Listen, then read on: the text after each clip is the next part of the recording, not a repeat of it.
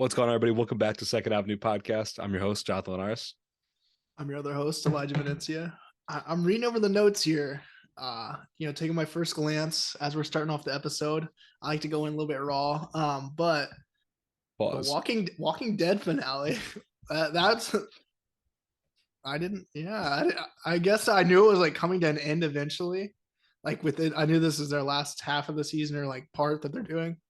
Damn, the finale is tonight. I have not watched since like season 10. So they're probably like 11 or 12 now because I think they it's did like 11. parts. Yeah, Yeah. so it's like technically like 12 or 13 they're actually in, but they did like parts or whatever. But I don't know, they did a long ass like 22 episode season. But damn, that is nuts. The Walking Dead. There's a lot of memories with that show. That was like the first show I ever remember like actually watching. Like following every week. New episodes dropping and shit. So Yeah. It's been on forever. I remember growing up, like when it dropped in like 2010 or something on Halloween night. I remember watching Halloween, the Michael Myers movies marathon on AMC, and they just kept talking about this show that was coming The out. They Walking kept Dead. showing trailers, and I was like, "Oh, it's kind of fire, whatever." And then I never watched it. I didn't get around to it until like season 5, and then I caught up, binged all of it because I didn't have Netflix until like I used one of my friends around that point. So yeah, I was just out of the game. And then I caught up, and then you and me watched together some. Yeah, So we you caught know a few episodes together back in the day.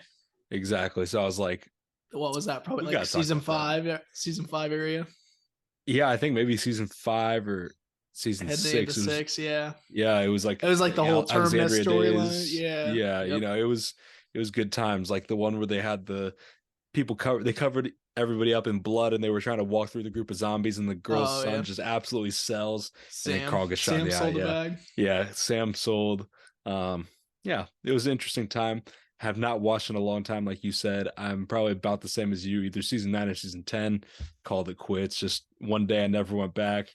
It Yeah. was the COVID for me because I was on a real tight schedule. It started off in the fall, and then came back like right after the week after the Super Bowl. So I'd always, I was just had a really tight schedule with it and watch it.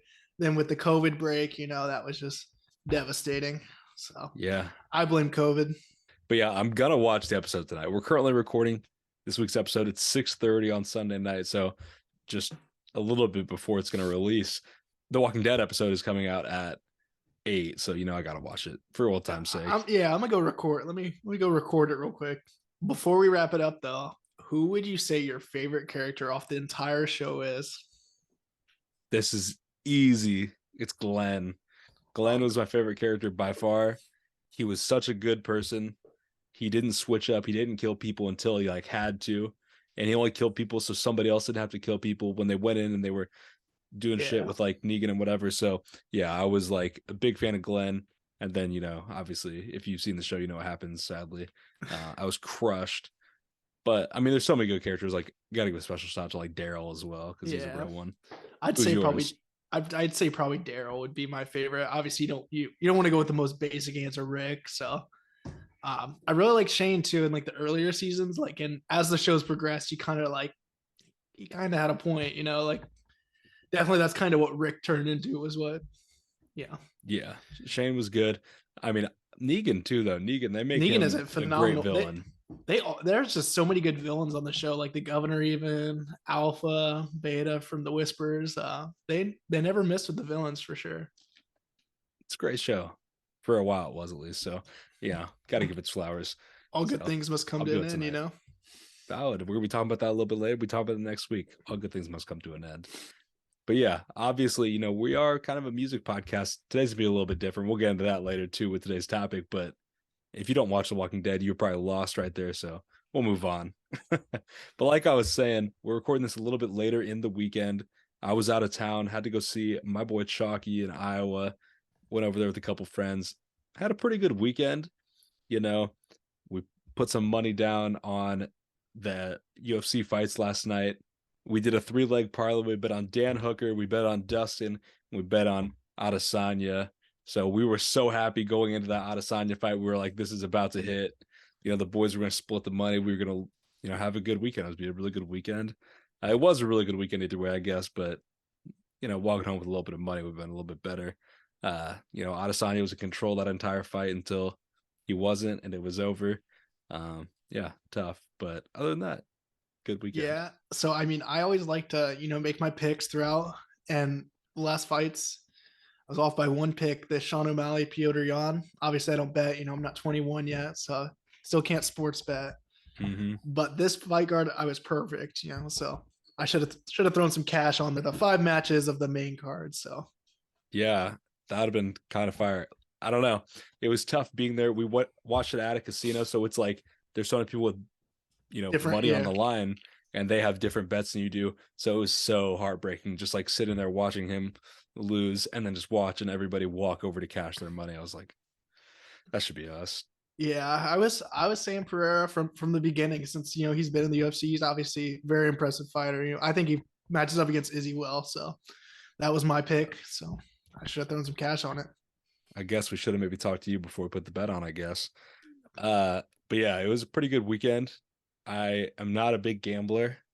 I only gambled 39 cents this weekend. That's gonna be my I don't mean to brag, but I got it like that, Now Chalky had a bet slip with 39 cents on it, and I put it to a penny slot, turned that 39 cents to $3, took the $3 to one where you could bet 50 cents a spin, lost it all. So, lost 39 You're cents. just That outside wasn't mine. You're outside the casino looking fucking crusty, just sitting there, just Down crying. horrendous, down so bad. No, I'm kidding. I just not a betting guy. It's just there's no winning, I don't think. Even when you do for a little bit, House at some point wins. you don't. House always wins. You're right. But yeah, what were you up to this weekend? How was your weekend? Nothing much. Pretty standard weekend. Just went out Saturday night, went out to Joe's for a little bit, and then came back. I mean, devastating weekend as an Illinois fan. We've really choked the football season away. But whatever, it is basketball season. We started out pretty rough on our game on Friday, and then obviously with it being a cupcake, we just kind of took off. But yeah, kind of off Illinois football for now. It was exciting while it lasted, but obviously it's inevitable that Illinois football is just going to fuck it up. So Yeah, I saw something on Twitter, I think it was. They were like, there's potential for Illinois to host college game day. I was like, oh my God, that was supposed to be for the Purdue game. But obviously they would have had to win last week as well, probably for that to even be remotely possible. So kind of tough, but that would have been pretty crazy if there was college game day in Champaign. Yeah, devastating. Beat two teams or lose to two teams you should be, and you're playing for a Big Ten title. But obviously you're probably going to get just murdered by Ohio State or Michigan, but it was still cool to make it nonetheless. So there's like a slim chance, but I'm throwing in the towel. Yeah, we'll see, but better than they have been in the past, so kind of cool. Sticking with the football talk here, though, let's talk about fantasy football really quickly before we get into today's topic. How's your fantasy team performing so far for all your leagues this week? I'm actually projected to win by a few points in each league, so that'll get me back to 500. Obviously, it's been a rough couple weeks for me in terms of fantasy, so hope my team's able to close it out. Shout out my boy Justin Jefferson. I'm playing him in one league, and then I have him in another. So did his thing today, and then in my league I'm playing him, luckily I have Stephon Diggs and Amon-Ra St. Brown to save me. So that's pretty fire.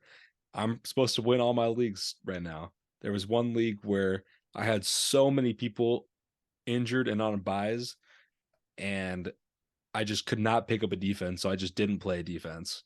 So that was kind of tough, and I'm like supposed to win by like 1 point, so I might have to like last minute pick up somebody playing on Monday night or Sunday night if they're still out there, but we'll see. But other than that, doing really well. In our league, I'm supposed to win by 67, so that's pretty good. Projected 168 right now, and he's projected 101, so good week in there. Probably the best week my team's had in that league, so I'm very happy. I was feeling really good because at like 2 or 3 or whatever, like when the noon games were wrapping up, I was beating him, and I only had one player finished, one player in action, and then my defense that had been played already. So yeah, I was like, okay, if I'm beating him and that's all I've had so far, I'm chilling, because he had like everybody besides his, like one of his wide receivers and one of his running backs or something. So feeling good. So it was a good week. We'll see how the end of the season wraps up. Yeah, but I'm feeling pretty hot right now. Don't want This to is jinx yeah, no, anything. this is the time where the season really matters. The first few weeks, whatever, and then with the playoffs, it's anybody can get eliminated. However, so Hmm. I feel like you just got to make it and then kind of see where you go. But I don't know. I don't know where my team's gonna end up. I'm not too optimistic, so we'll see what happens for sure. I will give one final note. I want to formally, publicly apologize to Jonathan Taylor. I hope this is just the start of a great rest of the season. But he came with like a big 24 points today, and that's what I drafted at the beginning of the season. So I stuck with you so far this season. I appreciate you showing up now, and let's keep going the rest of the season, man. Jonathan Taylor, if you're listening, please. Obviously, he's a big fan. I know he's out there. So yeah. Anyway, let's get today's episode though. The topic, like I said, we're a music podcast at the end of the day, but we are more than music fans. We're basketball fans. We're everything. And one man that is kind of everything. He touches the culture in general. LeBron James. He's more than an athlete. He's in the music game in some ways. He just had a press conference where he honored the life of Takeoff. His great tribute. However, he capped.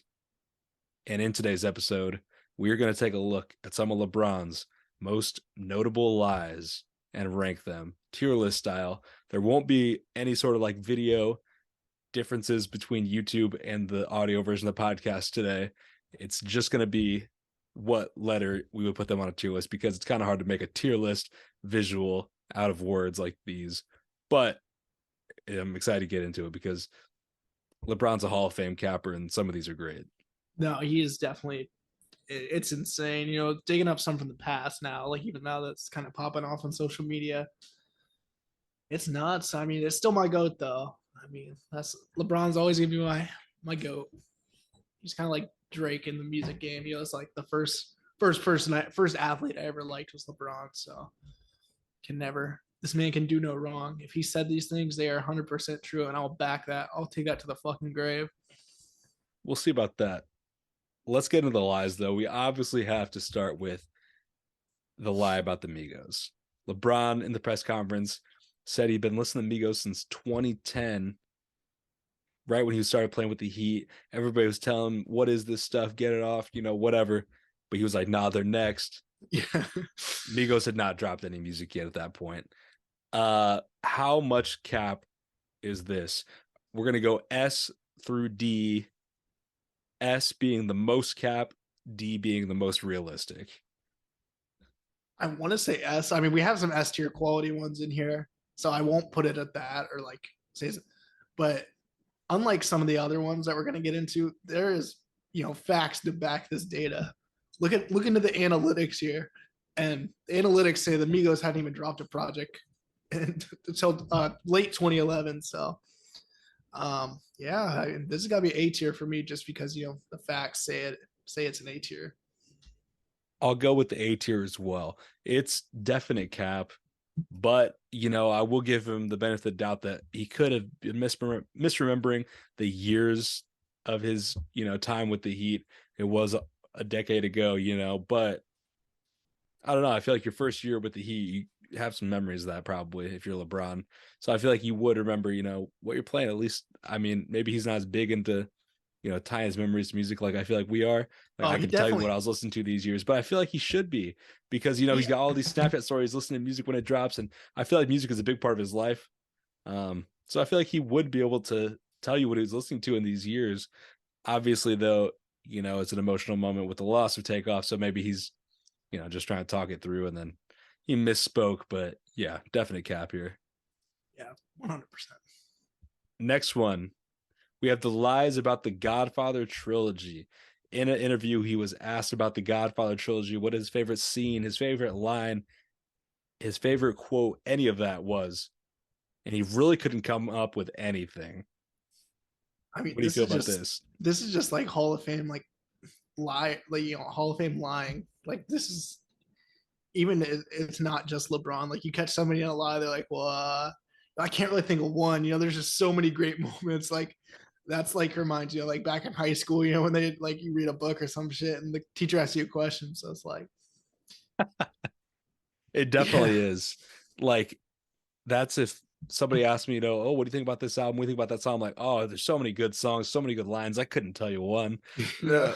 So yeah, I can relate to this one. I feel like anybody can relate to this one. You get caught up and you just have to make up something in the middle of the conversation. Yeah. Obviously, it's kind of tough. You're in a press conference. You might not be able to, pull one from the depths of your memory. But I feel like if you are a fan, you should be able to get something. Like you said, it's 90 hours long. Each movie's 90 hours long or whatever.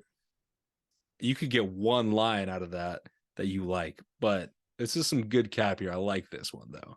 I respect this one more than others. Yeah, no, definitely with like the backtracking. Yeah, this is really similar to another live we're gonna get into. So, in terms of, I'd say B or C. Yeah, I think I'd go C just because it's good cap at the end of the day. Like he's not like it's blatant lies, but it's in like good fun almost. Like there's nothing wrong with this lie. Like it was just spur of the moment. He really probably couldn't come up with anything, but there's also some definite cap behind that. So yeah, I think it's a C tier lie. The next one is he tweeted that he said that Jalen Suggs was going to hit a half court shot back in the Final Four. And this is one where I will defend LeBron. Yeah, that's where I'm. This is also, I was in the same thing there. It was the Chris Jenkins shot when Villanova beat North Carolina. I was like, oh, he's gonna hit this, or you say shit like that. Any basketball fan while you're watching the game says stuff like that. I don't know. This one's not too outrageous. No, it's not. Like it's the fact that he tweeted it and everything. You're like, okay, like whatever. But I think it's not that bad. Like I would definitely say it's a D tier lie. This is the most realistic one, probably. Maybe we'll find one soon that is on par with it, but this is in comparison very realistic. Like any basketball fan watching a game, you want them to hit the game winner. So I think you just say stuff like that. You almost try to make it happen by saying it. So yeah, it's not too outlandish here. I'd say D. I'd just put it at the lowest one. We have to. I do love that Jalen Suggs game winner. I remember watching it. This is gonna be. I feel like this is LeBron lie about to happen. No, but this is a true story. I just got done playing basketball in Petersburg on a Saturday night, and we stopped in Danville to grab food on the way home, and we went to Arby's. It was late at night, and we pulled up into Arby's, and the sign turned off. I don't know why we went to Arby's. There wasn't that many options. I guess it was later, and the lights turned off and whatever. And we pulled up, and they were like, "Oh yeah, we're closing," but they still took our order. So shout out to them. They're real ones. And then we saw that the score was really close to the game, so we pulled it up on somebody's phone and watched it while we waited in the Arby's drive-through. So very iconic moment that I'll remember for a long time. Yeah, no, I remember where I was at. I was in Champaign. Just got done working a shift at Cricket in Champaign. So yeah, that's one I remember as well. So kind of weird. Very iconic where we were. Yeah, one of the bigger shots, obviously, of the past decade, or honestly March Madness history. So yeah, for sure. Yeah. I was really pulling for UCLA that year though too. So yeah, that was Johnny Juzang just going nuts. I remember the play before that he had like a putback. He was a killer. I went to the Elite Eight games. I saw USC versus Gonzaga, and then I saw Michigan against UCLA. Stayed for both games. So I was really pulling for UCLA. After they beat Michigan, I was like, oh yeah, they're legit. This is their year. Like I've always been a little bit of a UCLA closeted fan. I feel like I love the colors. I love, the vibe. They've had some players I really like over the years, even back to like the Russell Westbrook days.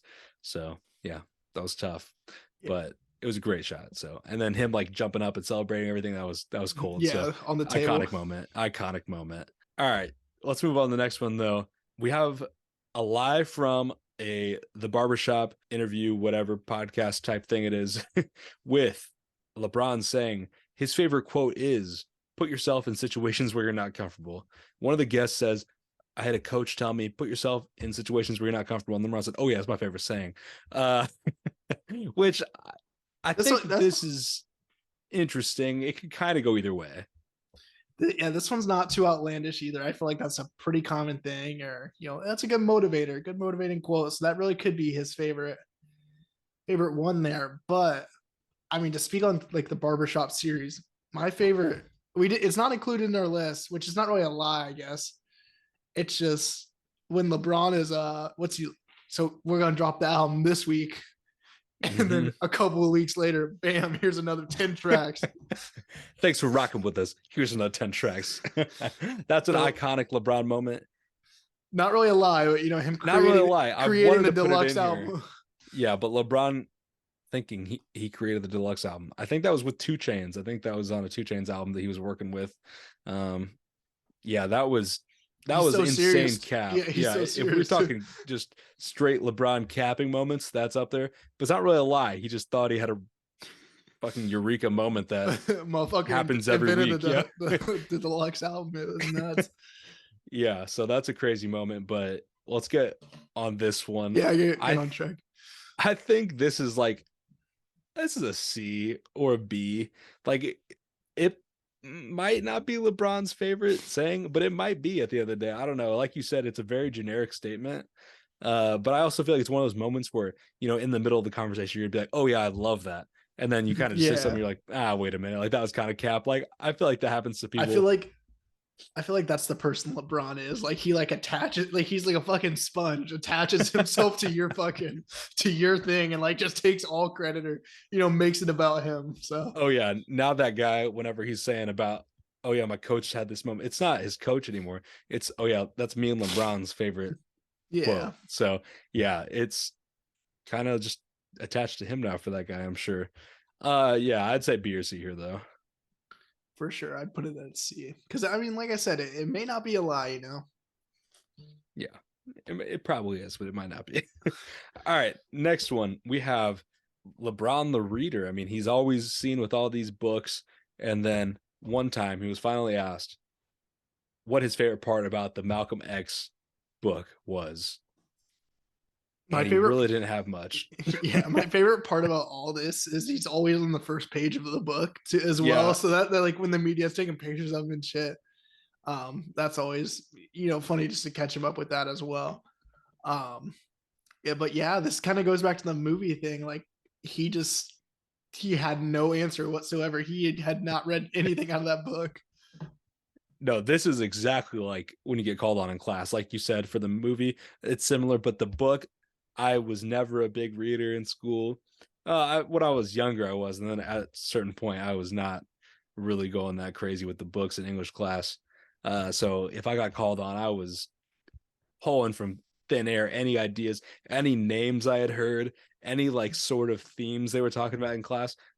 Oh, especially like when I was taking a test, I didn't know what was happening. I was just like writing things and names that I had heard. And I feel like I was LeBron lying when I was writing those tests about what happened, because I could have been just making stories up at some point. So yeah, I feel like this is the exact same as the movie, like you said. And so what letter did we give that one? What was that? C? That was, yeah, C or B. I don't remember which one it was. You guys listening, you'll know. This is the same for sure. Yeah, I mean, I always felt like I was intelligent enough to get myself by just by like not paying attention, but kind of like you said, just picking up on the themes and all that, to where I could construct a better answer than what LeBron had said in this. And it was very rough. It is rough, and especially when you're on a stage as big as LeBron's, whatever you say could be on Twitter and seen by millions. Whatever you say could be on the news, seen by potentially even more. Yeah, you can get caught up in your lies pretty quickly. So tough situation. Next one, we have LeBron hitting a game-winning shot and then saying he was just seeing 3 rims and aimed for the middle one. This is Hall of Fame cap here. Like I've playing football, quarterback, you're getting fucking slammed to the ground by this lineman, whatever. You deal with concussions. I was a little smaller guy, throwing your head around, shit like that. Concussions happen, and I feel like that's like what the outside world like thinks of concussions. Like, oh, I'm seeing 3 rims, but like I don't know, it just wasn't like that for me. And then for LeBron, like he got like poked in the eye like 10 minutes prior. Yeah. And yeah. This is Hall of Fame cap to me. Yeah, this is an S, I think. I kind of understand what he was going for here. I think he was probably going for like, this is his flu game. This was his like fighting through his wounds moment that's going to go down in history to show, oh, LeBron's such a warrior. All 3 rims. Yeah, he's just shot the ball. He just has that much feel for the game. He can just throw it up. It's going in. He's him. But yeah, like you said, I don't think that's how the injury would have been. He got poked in the eye. He didn't slam his head against the ground. I think if He's you post that, it might affect the vision, but I don't think it's gonna add to like that. it's Like it it's might not a take away, fucking if anything. it's like a Looney Tunes character. Like when they get hit in the head, they get all this fucking shit going on. Like Exactly. It's Space Jam in real life. LeBron is just a Hall of Fame capper, and this is a perfect example. This is definitely an S. All right, next one we have an interview with LeBron talking about Liverpool. LeBron is a part owner of Liverpool, I believe. I don't think that's cap. I yeah, think yes, that's what this was. some partial Yep. stake in there. That's what I thought. Okay, because you got the Liverpool LeBron shoes too, so I knew that, but I just had to make sure. So yeah, LeBron getting interviewed about Liverpool, and they asked him about one of the guys who was interviewing, who's a foreign player, and he's like, "Oh, I didn't get to see a chance. I didn't get a chance to see him play, whatever." And then they asked about Jordan Henderson scoring. He's like, "Oh, I didn't get a chance to see it live. I saw the clip, whatever." So he just didn't get a chance to see anything, but he knew about it is basically the lie he was conveying. This has got to be S tier because he within 30 seconds I didn't get the chance. Like says the exact same. Just rephrases it to fit the situation of one, the not knowing the reporter was a Liverpool player, and then two of the goals. So I mean, I got this got to be up there for me for sure. Yeah, I think it's definitely good. I think I might go A. I don't think it's up there with the others, but it's close. It's great cap. Obviously, in these interviews, especially, with Liverpool fans watching, I'm sure he wanted to be knowledgeable. He wanted them to welcome him to being a part of Liverpool. And so he was doing his best to be relatable, but I think by doing that, he did a little bit too much. Like, it's okay. I think you should just be honest and be like, I don't know who you are. I'm sorry. But then you might make the guy feel bad on TV and stuff. So there's pros and cons to all these approaches. But yeah, I think that this is an A level of lie. Yeah, and yeah, I agree with it going there. It's not like there's one coming up that is for sure 100% S tier. So Yeah, it is the best lie here for sure. So we'll get to that one. But before that, let's get to the one more here. It is LeBron's Heat introduction with Chris Bosh and Dwayne Wade, a team that's very near and dear to your heart, the Heatles, in that iconic introduction event. Not one, not two, not three, not four. Talking about championships. LeBron thought they were going to win them all. He thought they were Pokemon. He thought he was going to be collecting these rings like Infinity Stones. And, he has a couple to his name for sure, but it didn't work out as well as he thought, I think. I mean, I think everybody kind of thought it was going to go that way, though, for a while, too, though. this is always an interesting one because like people like go back and say like a freezing cold take and shit like that. But my thing is, as an athlete, your mindset has to be we're winning every year, and it's not just, not just to LeBron, like with this quote here, like, I mean, fuck, every athlete says they're gonna go out there, the expectation should be to win a championship. If not, like, why are you doing it? Especially with a team that good, like you should feel confident going to war with that team every night. So, yeah, I'm with you here that this is like the mentality that he should have. Exactly. So, I mean, it's got to be lower on the list for me for sure. Yeah, I think we go C. Like, in hindsight, it's cap, but in the moment, I get where he's coming from. So yeah, we'll go C. But it totally reminds me of Jaylen Brown.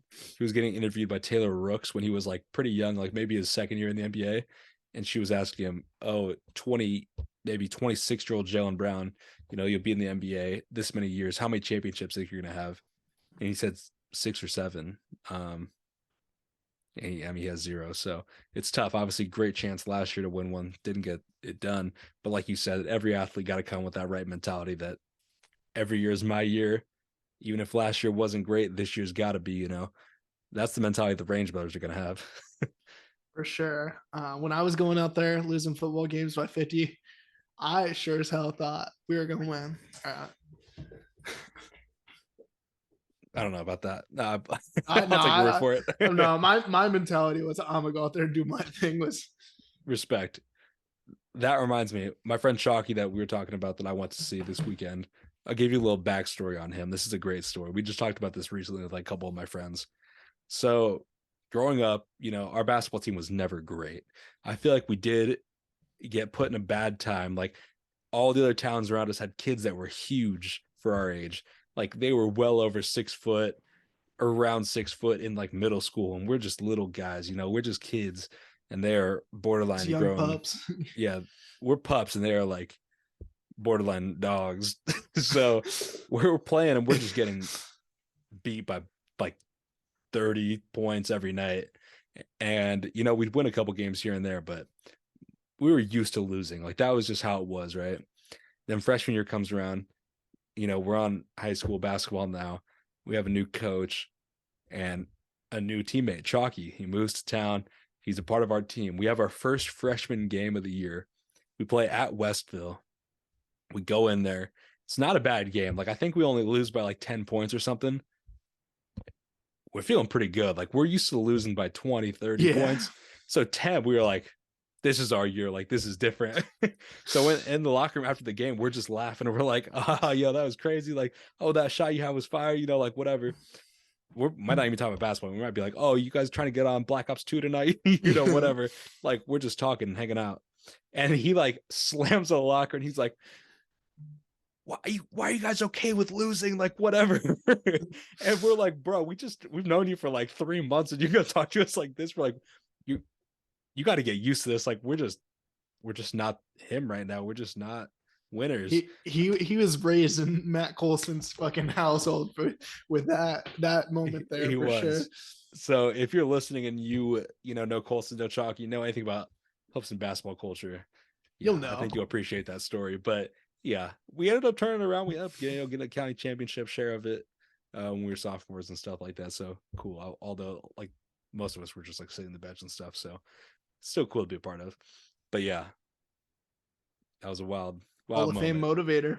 Hall of Fame motivator. They needed LeBron. Chalky needed to be part of those LeBron Heat teams, just getting where they need to be, and they probably would have had 10 rings. So yeah, shout out to Chalky.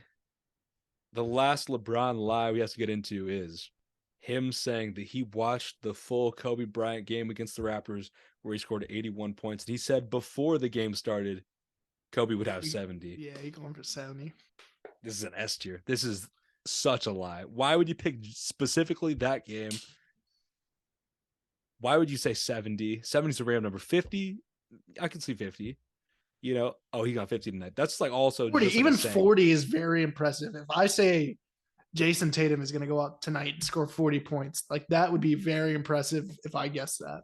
Yes, I have called that before, but there are also so many times I haven't called it. Yeah, I'm. No, yes. yeah, for real. Yeah, I got you. No, for sure.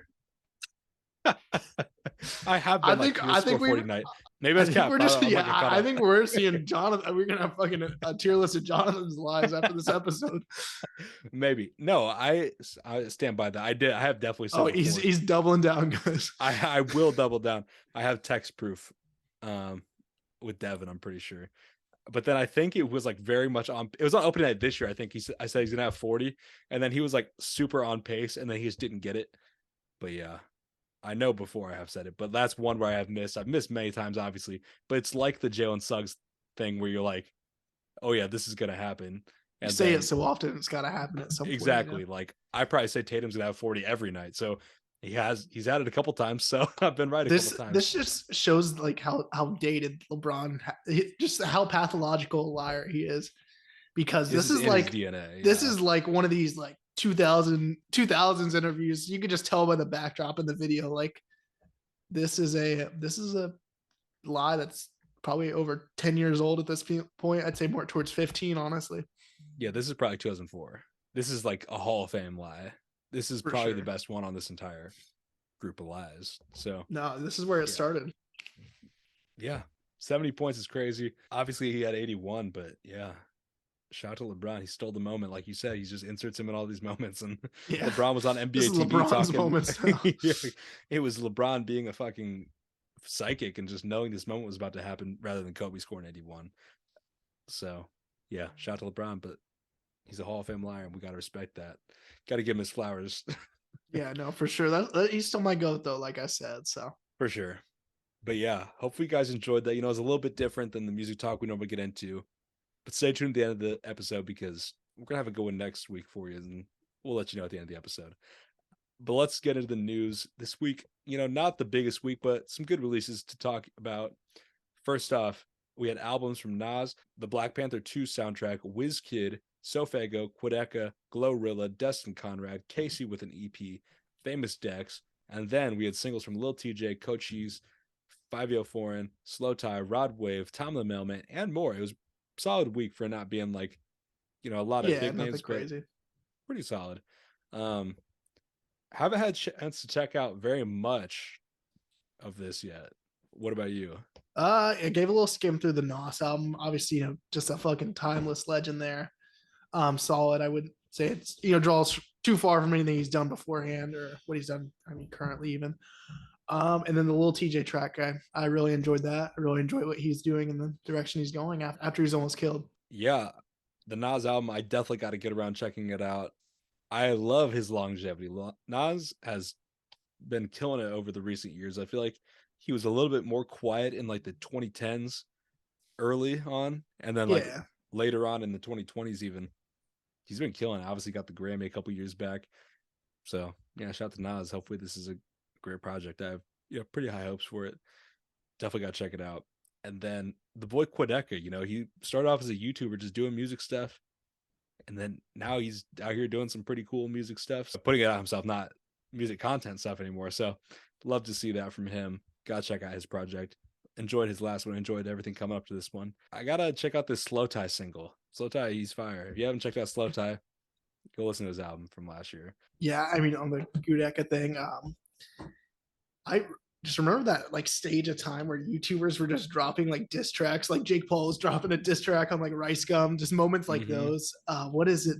Is it? I think it's maybe a Chris Move one or it's the LSK. It's a LSK fucking Chris Move diss track. It's pretty Oh, fire. I haven't seen that. Yeah, no, it's pretty solid just to throw that in there. Okay, I'm gonna have to check that out because I play 2K. I consume some 2K content even still. Shout out to my boy King in the fourth quarter. That's the real goat. But yeah, I used to watch some LSK videos, so I definitely gotta check that one out. Chris Move, a legend though. Can't have any slander on his name. Something else to drop this week that we got to get into a little bit though. We talked about it a lot recently. We're gonna talk about next week for sure. But Brockhampton, they dropped The Ending, their final single before The Family, which could drop on Thursday. I almost just realized it was dropping on Thursday. Like I just realized that last week. I always just thought it was Friday. I assumed it was Friday. So now I'm wondering, is it going to be Thursday late at night? Is it going to be Thursday like midnight, Wednesday turning into Thursday? I'm assuming it'll be Wednesday turning into Thursday if they're saying Thursday, but we'll see. That's pretty random because every other album comes out on Friday for the most part. Did you did you watch the video that they did for the new single? Great video. That just got me so fucking high. Just the ending there, of course, but the ending was crazy. Just seeing Brockhampton, the whole group just sitting there, put a smile on my face. I was ready. It like pans into it so well too. It does. It's great. If you haven't checked out that video, you gotta check it out. It's fantastic. Really sets the vibe for this project, and I'm ready. Obviously, both these singles have been exclusively Kevin, which I love Kevin, but I don't know. I'm almost nervous for how this album's gonna be. Yeah, we got All American already, and I don't know. We'll see, I guess, but I don't. The song length and then what we've gotten already kind of scares me, but maybe we get some. Maybe we get that project Thursday, and then Friday they release the actual ending. So that could be. What I'm thinking. That's what I'm hoping. That's what I've been hoping for. I've been spending a lot of time on Reddit, like I said today. People got all these theories. Joba tweeted some line from Ready for War. People think that's dropping. Even at the end of Big Pussy, you could kind of hear it. It sounded like they might be just teasing. They might just be paying homage. I don't know. I hope Ready for War drops. Everybody's like beefing on this Reddit page because they're like, oh, it's not dropping versus, oh, it's definitely dropping. And people are just annoyed. We'll see. I feel like the Brockhampton fan collective is a pretty toxic fan base. Just from how like the memes back in the day a few years ago, or I mean, like you said, the Reddit's now even it's toxic. Not a great place to be, but yeah. One of my favorite moments was I was at a Brockhampton concert, and like there's like an hour before music starts happening when the doors open, so people were just like hanging out, doing whatever. And people were airdropping pictures. Like that was the first time I'd really ever seen that in an event. And somebody kept airdropping a screenshot of a note that said, "This is a gays only event. Go home." And I was like, all right, this is I feel like you Brockhampton can fan base, get man. really a mixed bag there as well of like different personalities. 100%. 100%. Even like in the people that I know in real life that love Brockhampton, so different, so much variety. And yeah, I feel That's a like that good kind of thing. represents Brockhampton as a Yeah, whole, no, for even sure. so. It's cool, but yeah, it is a interesting bunch of people for sure, to say the least. Excited for the project though. Obviously, we'll be back next week with our thoughts, but Yeah, well, hopefully it's one to hopefully, remember. yeah, hopefully we're turning into like a full album, not just one fucking track at the end. So Mm. Yeah, hopefully we have 2 albums, honestly. We'll see though. Next news here, Pitchfork releases their Her Loss review. They rated it a 6.4. CLB and Honestly Nevermind both received 6.6s. What are your thoughts on that? I think this is crazy. I mean, yeah, I mean, Pitchfork is. I don't know, man. We've had episodes where we just go through and dissect just how bad some of the ratings are. So, um, yeah, I not much to say. I guess I don't know how you rate it that low. Um, I do. We did just talk about it this week though. The Babytron lyric where he's like Pitchfork rated a 7. They was tweaking. Like 7 is good. Yeah, like 7 is a very solid score, especially for, one of his first projects.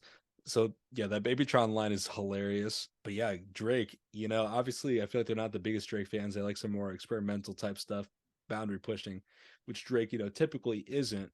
But I feel like this was a good project. So 6.4 is crazy, especially when you consider what they just put above it. Like, that's crazy. But yeah, like you said, Pitchfork, obviously we're not like, oh, Her Loss is definitely not good now because these two are better. They Yeah, said so.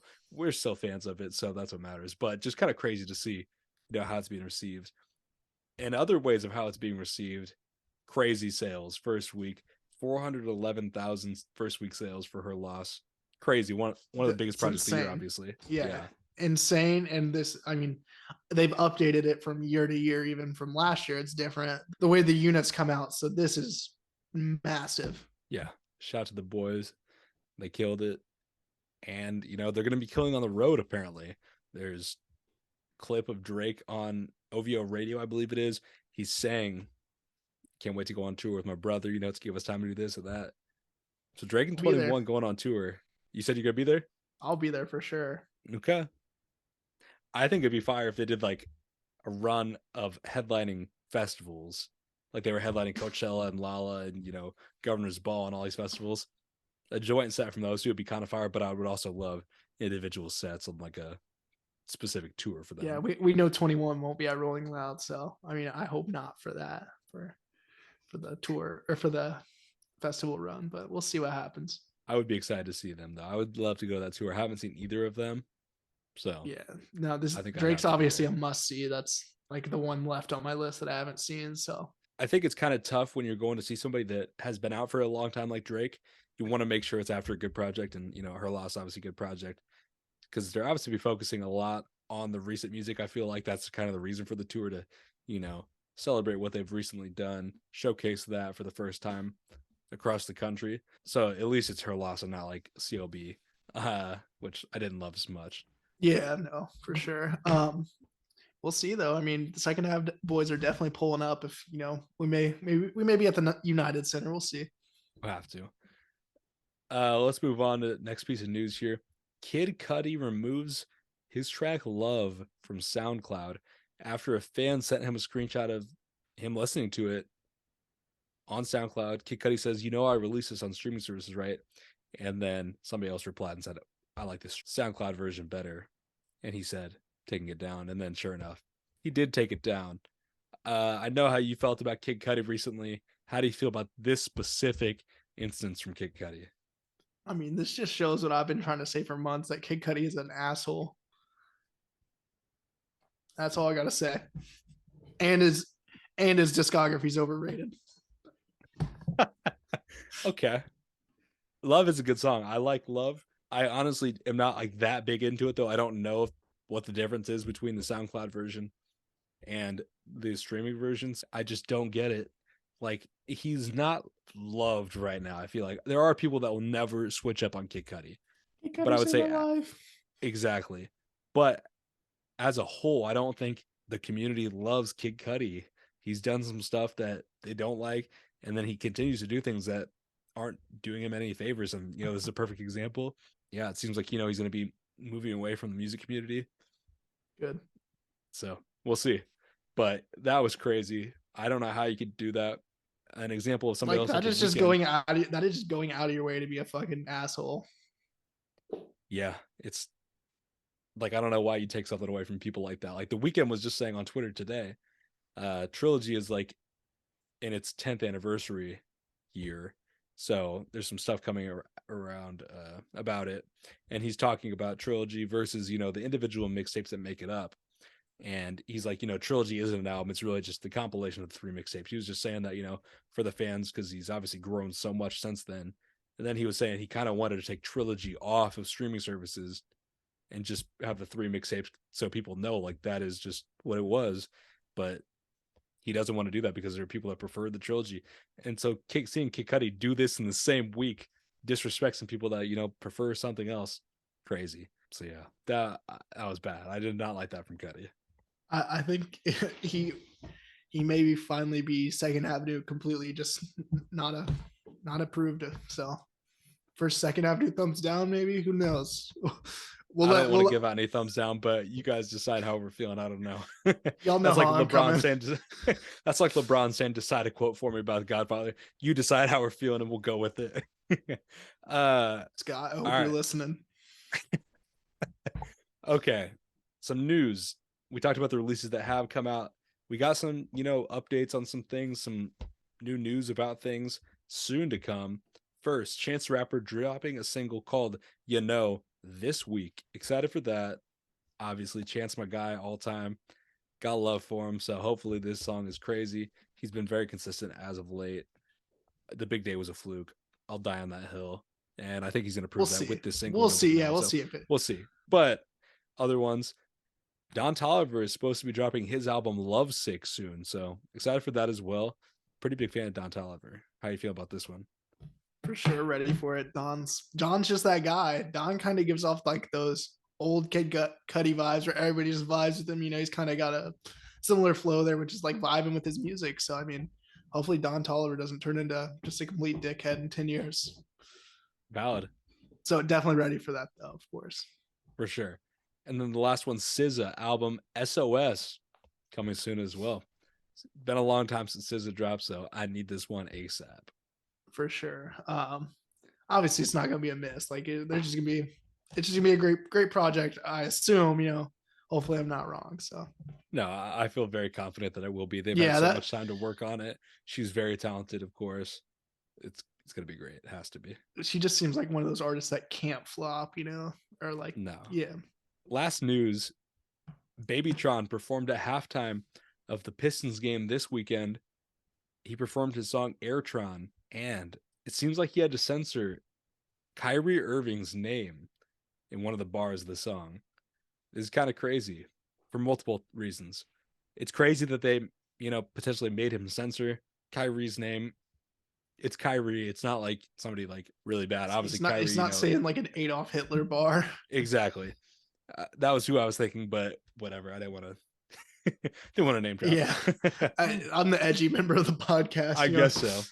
But yeah, it's not like he was name dropping Hitler. Although Kyrie is obviously frowned upon in the NBA circles right now. But it's also very crazy. I love seeing the come up for Babytron. Performing at a halftime in an NBA game is beautiful. So fun. I mean, yeah, this just shows. I mean, Babytron's up now, you know. So, I mean, he's here. He's putting on for the mitten, you know. He the is Prince of the Mitten. Yeah. I gotta give a special shout to Babytron. His line from Emperor of the Universe was running this weekend. I'm a boss, you a worker. And that was just our line that I was saying all weekend. Yeah, that's gonna live on forever from the Iowa trip with my friends, I guess. No, for sure. There's just so many great one-liners. My all-time one, I'd say, for Babytron so far, you know, within this year I've listened to him. It's the "I'm just waking up, I'm Mr. Make It Happen," you know. Mr. Make It Happen. I love Mr. Make It Happen. That's just fire. Shout out to Babytron though. Love to see the come up. Yeah, I think that's gonna wrap up the episode though. You know, it wasn't too much music focus. Obviously, we got the news. We got the LeBron talk, though.